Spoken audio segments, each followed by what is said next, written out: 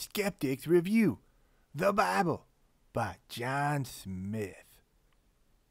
It's Job, Part 3. Hey, minions.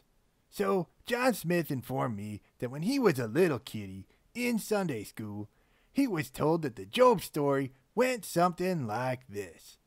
Job was prosperous and was a good God-fearing man. Satan, supposedly, made a bet with God about Job. Satan, supposedly, took all Job's stuff and killed all his kids and gave him diseases and boils. Job accepted his fate and his suffering and didn't curse God.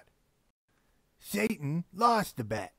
God gave Job all his stuff back, except of course Job's kids that he had killed. But he did give him new ones.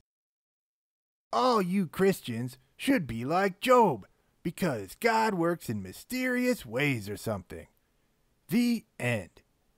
Incidentally, God works in mysterious ways is found nowhere in the Bible. About the closest you get is right here at the end of Job, where God is all like, "Where were you when I put the earth on foundations and stuck the snow and sleet in heavenly compartments?" Meh, I don't want to spoil the rest for you. Anybody who's actually read this 40-plus chapter monstrosity knows that's not even close to the end of the story, and a bunch of stuff is left out. John Smith chalks that up to another example of how Sunday school didn't give him the whole story. What was your Sunday school experience like, minions? Share your thoughts below. I got a question for all the Christians watching. Hey, Christians. So, John Smith would like to know why, if you're going to hand your kids this book and tell them it's inerrant and divinely inspired, why do you edit the stories in Sunday school for the little kiddies? What are you afraid of? So, after I supposedly gave Job boils and cancer and AIDS and Ebola that God commanded or approved me or Hasatan to do or whatever, I'm not even in this book anymore. And we're not even at the end of chapter 2. Lame. Do you guys really want me to read 40-plus chapters of Job and his friends belly aching in poetic Hebrew? Do you? Really? 'Cause I don't. Are you guys sure you don't want me to sing another song? Alright, fine. The things I do for you minions. So let's get back to Job. Job was full of boils and diseases that Hasatan gave him, not me. And Job was scraping his skin with a broken potsherd, and he was sitting in a pile of ash for some reason. He was feeling all dejected and sorry for himself. Job's wife told him to curse God and just die already. Job, are you still alive? You should just curse God and die already. You sound like a foolish woman. All women are foolish after all, and say foolish things. You know that God gave us both good and bad things, my loving wife.